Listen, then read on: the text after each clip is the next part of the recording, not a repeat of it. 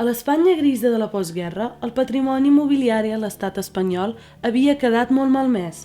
L'Ajuntament de Vic comprà uns terrenys i els va cedir a l'obra sindical de l'Hogar, que s'havia de fer càrrec de la construcció, en principi de 500 habitatges, amb un pressupost de 30 milions de pessetes.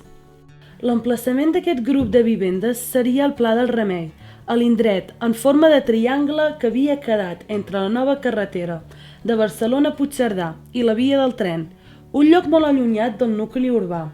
En total serien 403 pisos protegits amb la seva escola, tots sota la denominació de Grupo Francisco Franco. En aquesta època no és d'estranyar, doncs, que la planificació dels nous barris contemplés també l'espai per a l'escola.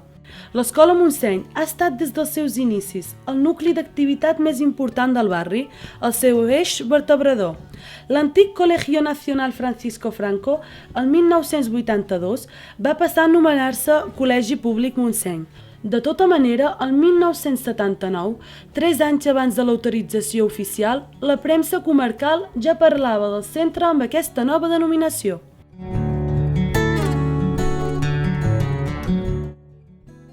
En aquests anys, l'escola encara estava dominada per les lleis franquistes.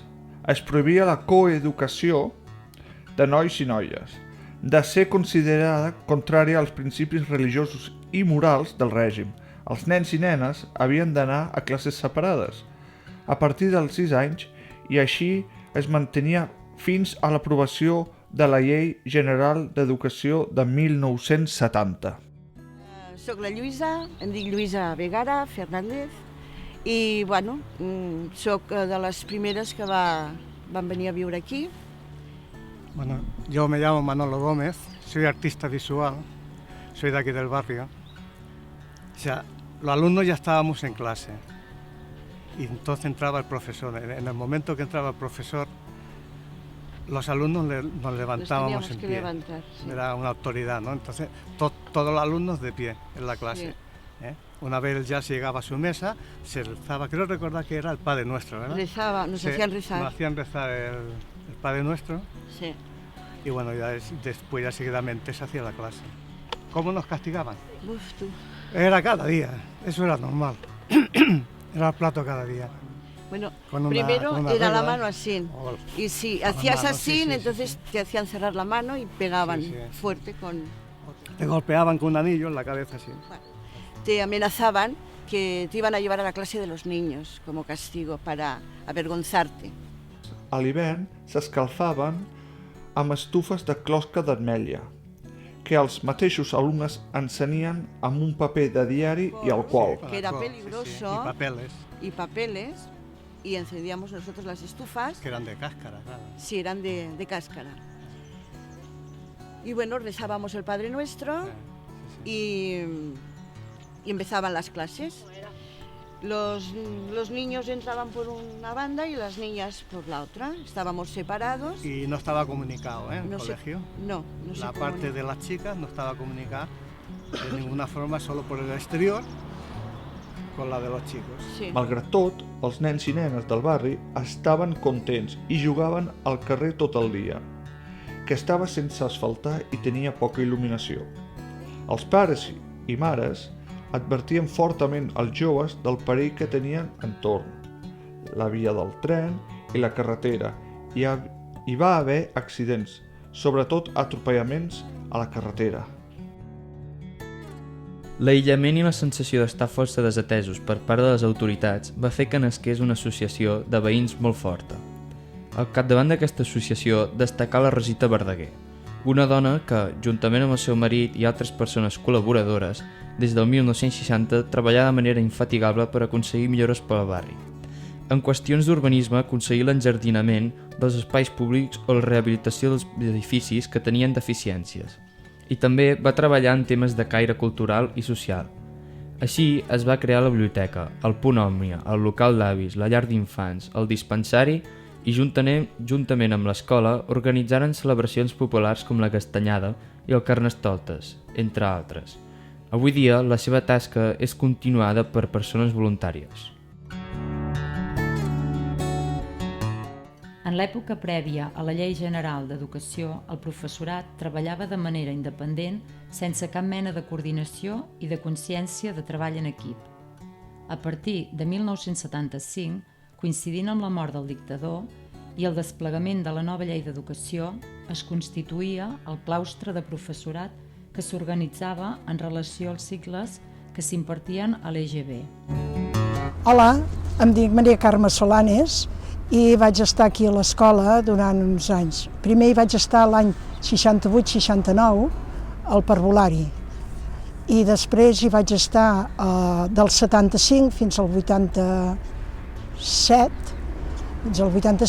que vaig estar ja quan hi havia EGB. En aquell moment quasi pot dir que cadascú treballava pel seu compte i no hi havia gaire relació, sinó la relació de personal. Hola, soc Antoni Salamanca i soc exalumne de l'escola Francisco Franco. Els companys de l'escola que vaig tenir tinc un gran record. A les aules ens ho passàvem molt bé, rèiem molt i tinc molt bon record. Tot una experiència molt divertida. Jo no tenia relació amb altres nens ni altres alumnes d'altres escoles. Vivíem molt al carrer i coneixia només la gent d'aquí, bàsicament. Aquesta nova etapa implicà també fer remodelacions en la distribució de l'edifici. Fins ara havia estat un edifici dividit en dues parts simètriques per acollir per una banda els nens i per altra banda les nenes. Ara calia construir uns espais que permetessin l'acollida de nens i nenes conjuntament.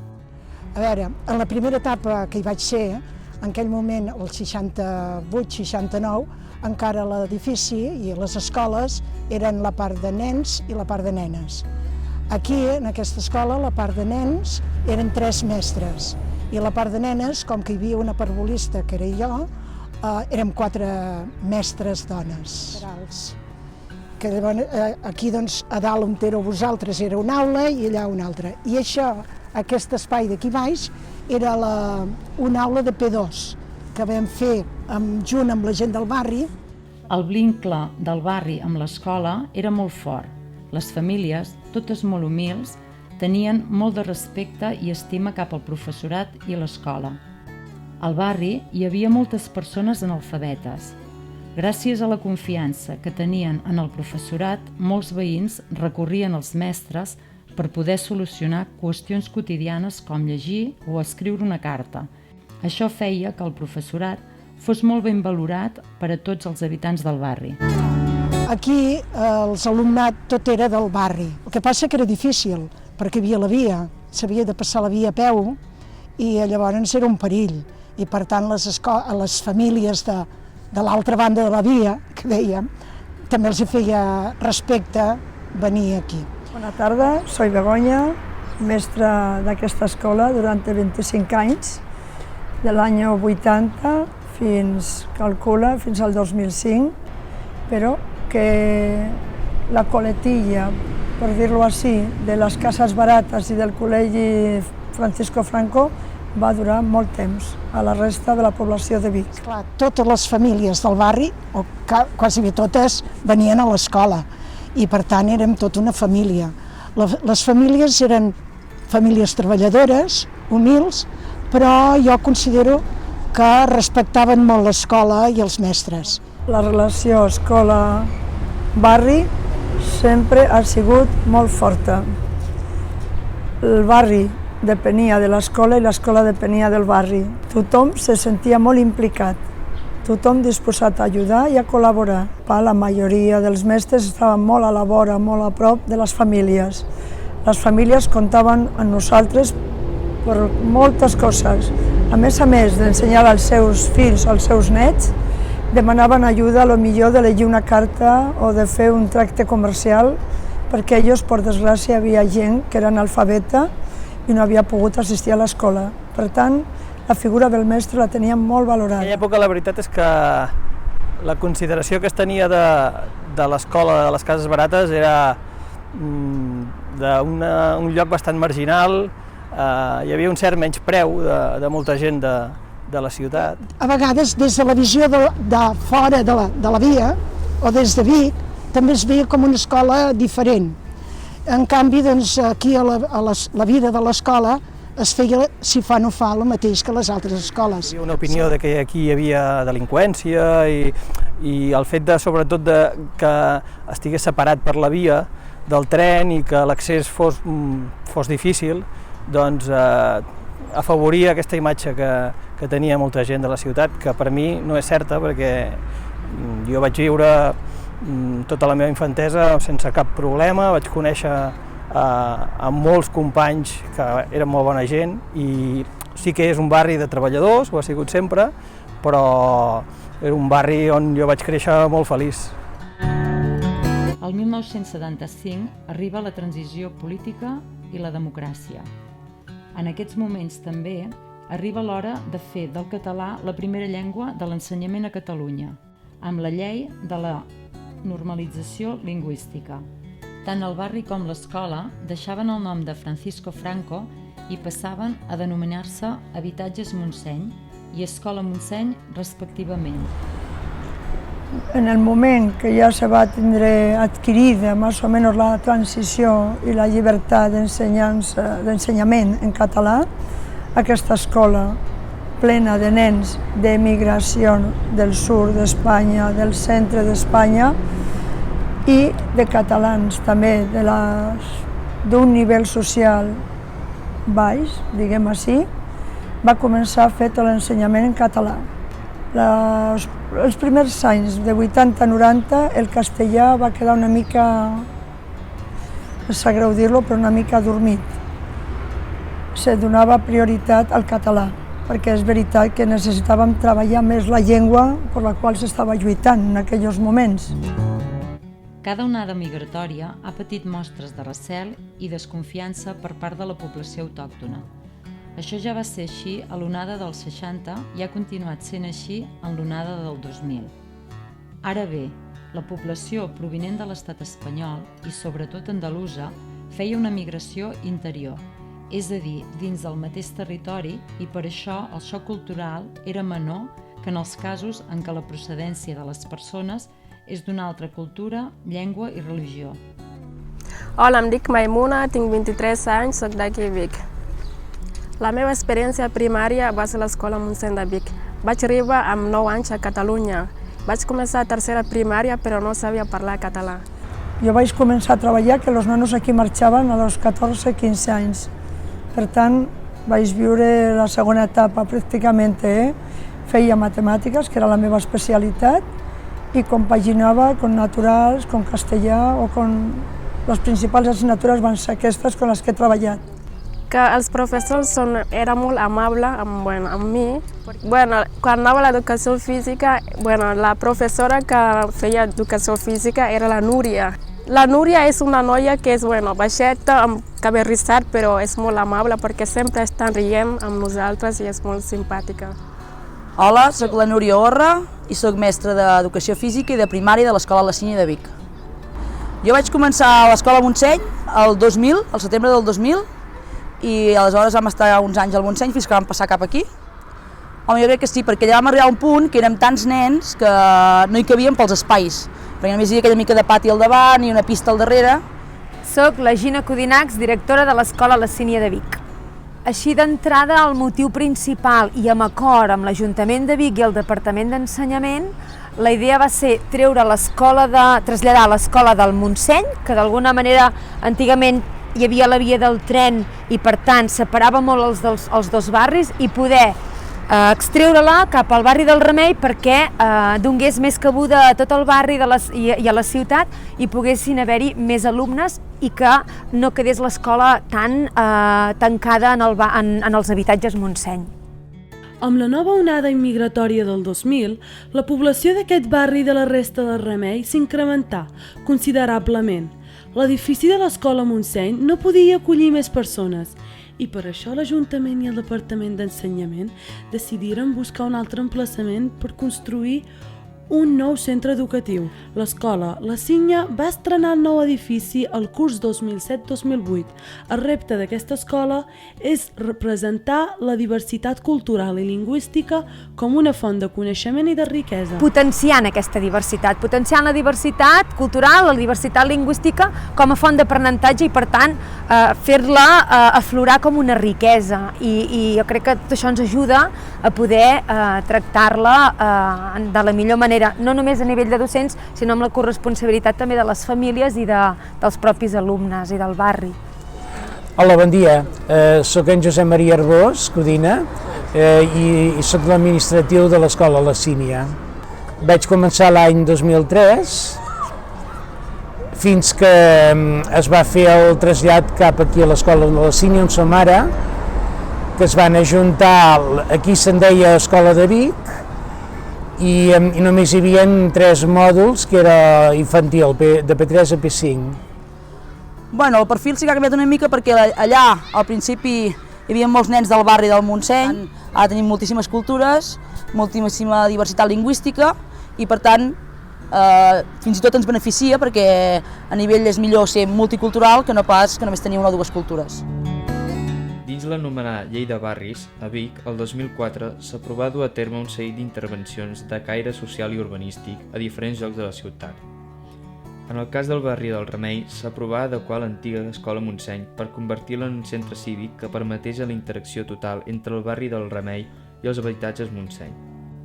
Finalment, s'optà per les modificacions necessàries per acollir l'escola dels adults al primer pis i el centre cívic i la biblioteca a la planta baixa. Hola, bon dia, soc Gil Casals, arquitecte, gràcies per invitar-me aquí al vostre centre. La reforma aquesta es va fer l'any 2009. L'Ajuntament de Vic tenia aquesta escola que s'havia quedat buida i la idea que tenia l'Ajuntament en aquell moment era traslladar el vostre centre en aquest edifici en el primer pis i a la planta baixa fer el centre cívic Montseny. Home, evidentment l'ampliació hagués set una millora per l'edifici.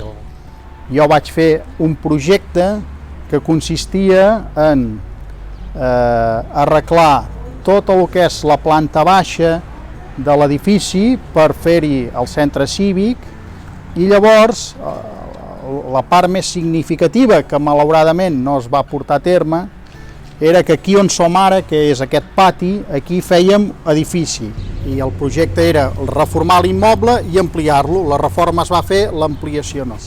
Fèiem una sala, fèiem una entrada per aquí, des del carrer, evidentment, hi havia una recepció i aquí on som ara hi havia tota una sala gran i llavors aquí darrere teníem un passadís amb un lluernari que entrava llum per dalt, tu podies veure el carrer, que és el mateix carrer que ara veiem, amb tot una vidriera que llavors tenia uns porticons amb uns colors que li donava una mica aquesta imatge, no sé si dir una mica alegre, que contraposava amb una imatge molt seriosa que té l'edifici i una mica vetusta, una mica ferrenya, de molta pedra i poca vidre i poca llum. Acabades les reformes de l'edifici, el 22 d'octubre de 2010 es va inaugurar la nova seu de l'Escola d'Adults, que en aquells moments ja tenia llarga trajectòria. L'origen de la formació d'adults a Osona se situa al curs 1978-79, primer a Manlleu i el curs següent a Vic. Em dic Carme Moyano Garcia. Bé, jo abans havia estat la directora d'aquest centre i ara ja fa 6 anys que he deixat de ser-ho. Quan es va iniciar la formació d'adults, el Ministeri d'Educació, que era aquell temps, doncs va nomenar 2 professors que tenien a l'àmbit d'actuació a tota la comarca. Ells van començar primer a Manlleu i després l'any següent van veure que també es tenia de fer aquí a Vic.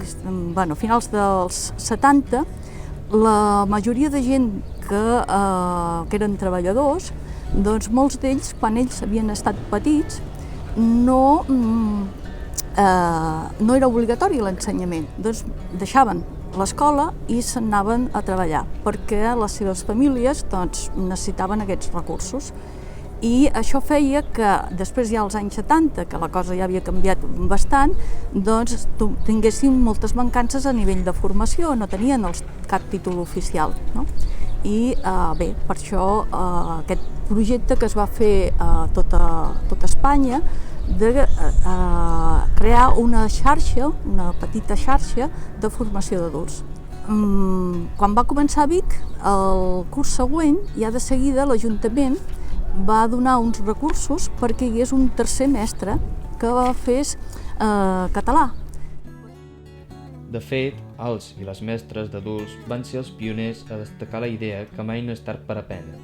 Avui dia, doncs, la formació d'adults atén, d'una banda, les persones que necessiten obtenir una titulació bàsica i poder millorar les possibilitats en el mercat laboral, i de l'altra, dona formació a qui vulgui accedir a estudis de nivell superior. Bé, l'escola d'adults es va traslladar, en principi, nosaltres estàvem a l'Orfeó, allà als locals de l'Orfeó. Això feia que tinguéssim molts alumnes, aquell local era petit i no hi cabíem. I després va quedar buit aquesta escola que hi ha aquí al darrere i vam venir aquí a fer classes també. Passat un temps, aquell local va tenir de desaparèixer i després ha quedat només aquest local com el Centre de Formació d'Adults de Vic. Actualment, al barri hi conviuen persones de moltes cultures diferents que han arribat amb la nova onada migratòria dels anys 1990-2000. Es pot dir que la convivència és bona. És cert que hi ha una gran diversitat de cultures, però no hi ha conflictes.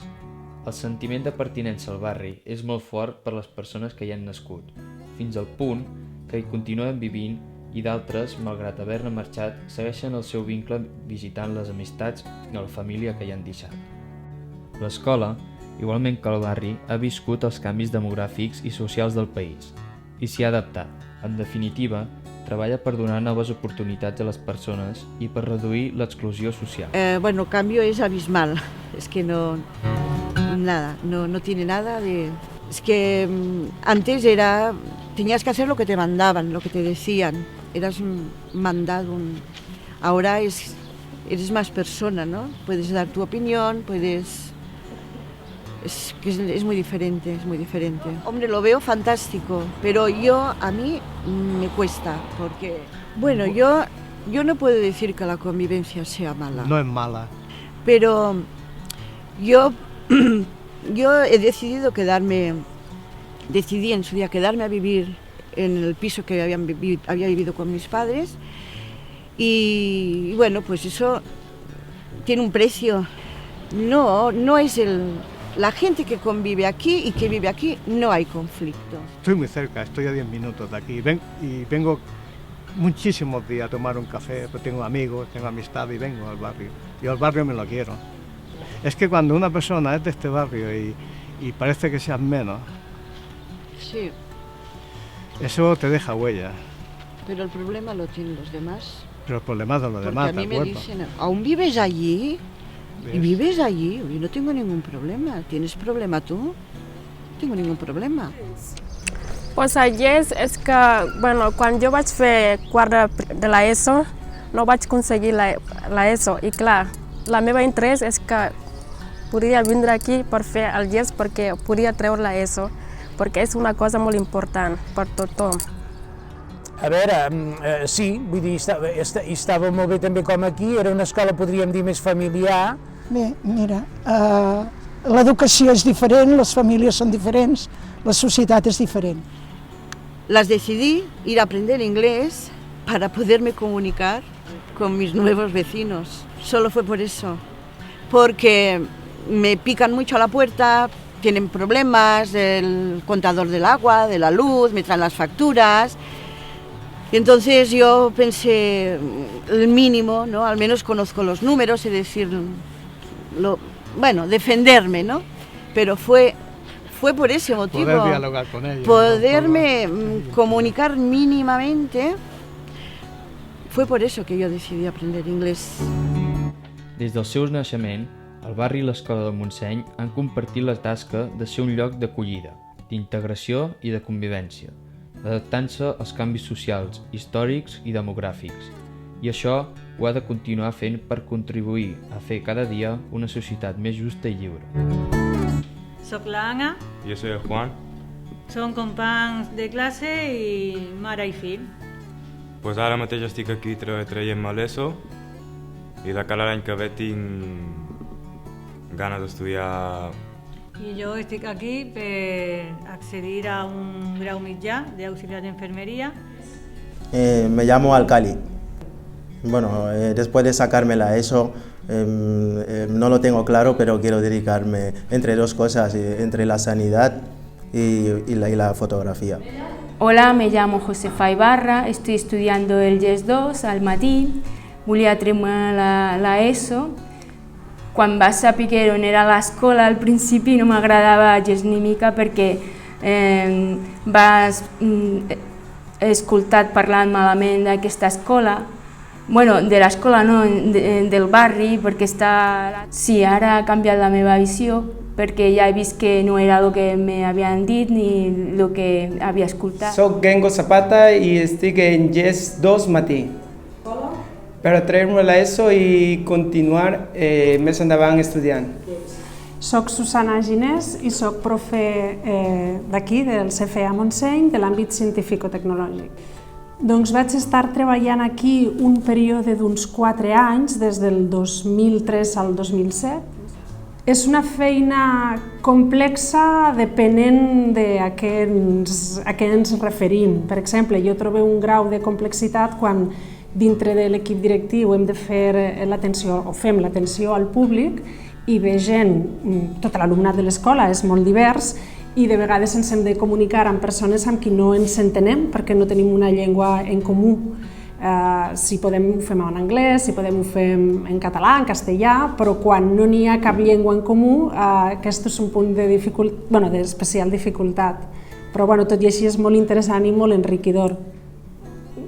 Tinc molta admiració a l'alumnat en general perquè és gent que té responsabilitats laborals, familiars, de tot tipus, i a part de fer el seu dia a dia fa l'esforç de venir a l'escola d'adults i treure's el títol o aprendre a llegir o aprendre català. I per tant no la canviaria, aquesta escola m'agrada. De l'escola d'adults Montseny de Vic.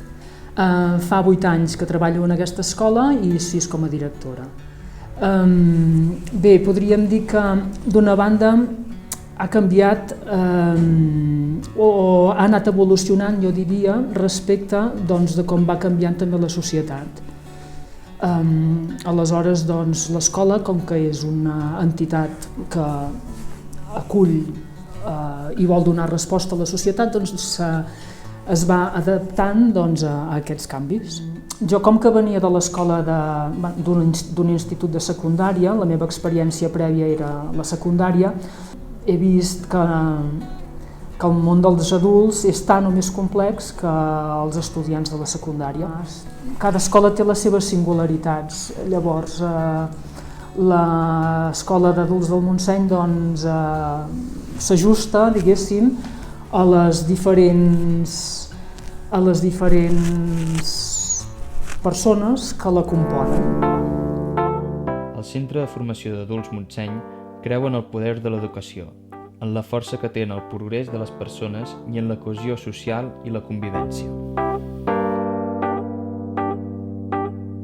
This is an awesome feeling when you are so close. The emptiness just flies away. You console all. If we could stop the time right now, we feel the night is upon us. We fall in you.